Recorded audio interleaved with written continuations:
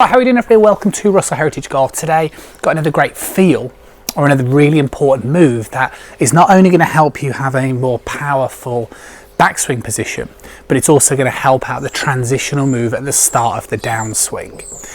The common problems, first of all, so if you know whether this is actually relating to you in the first place, is are you a golfer who slides or loses posture in the backswing, which means that you kind of potentially drift forward rather than retaining the angles that you started in your posture? And also in the transition, are you somebody who excessively is sliding or spinning out, swinging over the top, or even early hip extending? Then again, this video is particularly for you guys. Basically, what needs to happen first and foremost in the backswing position is that we need to get this feeling that basically you are really turning the pelvis in towards the leg. So kind of like an analogy would be like this sort of screwdriver move, which is that if you kind of imagine the pelvis as the hand and we're really applying pressure in towards the leg to the point where it basically, as you can see my foot here, it's wanting to move outwards, and the foot's wanting to move out because basically it's trying to keep its flex, so it's trying to stay flexed, although it will inevitably straighten, but because the pelvis is really turning in towards the leg, it's forcing the foot outwards. Now this is basically putting pressure underneath the leg, which is going to resist its kind of vulnerability in the start of the downswing. So again, if you're somebody who knows that you don't push pressure in, then what will also happen is that as soon as you start to initiate your downswing, your right leg is going to come flying with you because basically there's nothing in the ground to resist its motion in the first place.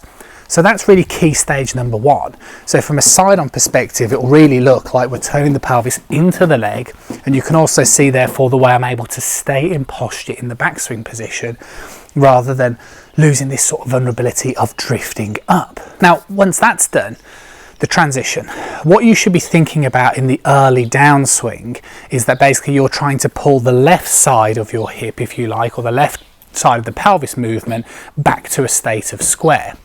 So if I'm in the backswing position and turning the right side back, then what we want to do now is pull the left side back without the right side firing forward. Like I just said, the reason why the right side won't be firing forward now is because we've turned into it and we're applying pressure underneath the leg, so we can pull the left side back and get back to a state of square. The key thing out of all of this is that if I do it from the face-on perspective, I turn, if I put my hand on the upper part of my leg, you can see the way it goes out due to the rotation, and I am now going to still use this side and keep the weight here momentarily as I pull back to square. If I try and pull the left back without keeping any weight, then this is basically going to fire forward. So again, from a side-on perspective, if I turn back, this stays back here. If I keep the weight momentarily in this right-hand side as I make a conscious effort to square, then again, you can see the way I can turn in posture.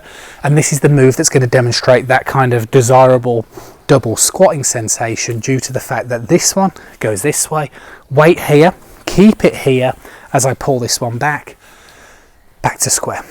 Now at the moment, doing online lessons and also using examples of lots of golfers who basically struggle with this movement.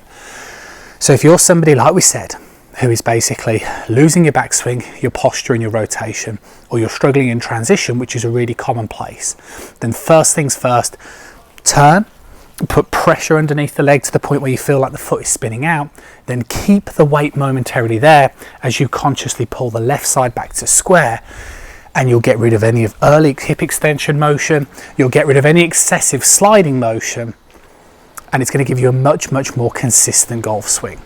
So hopefully that sort of screwdriver analogy in terms of what you're trying to do in terms of screw it in here and then keep that there as then you screw back the other side will have some sort of positive impact on your practice. You'll feel activation in the glutes. For those of you that haven't done it before, if you start to practice this for 10-20 minutes per day, you'll feel a huge amount of activation on muscles that you potentially haven't moved before, which are key for your ability to rotate in posture. So this is an absolute must move for all golfers. Hopefully you enjoyed the video. Always appreciate a thumbs up and a like. Remember, it's absolutely free to press that subscribe button. If you've got the opportunity to keep practicing out in the garden, then do it. If you've only got the opportunity to do it at home, then equally do it. But if you're going to do this at home, now's the time to put your shoes on, not the socks on the vinyl surface, because we want to feel the friction building, so then you can keep that there as you go back to square. Catch you with you guys again soon.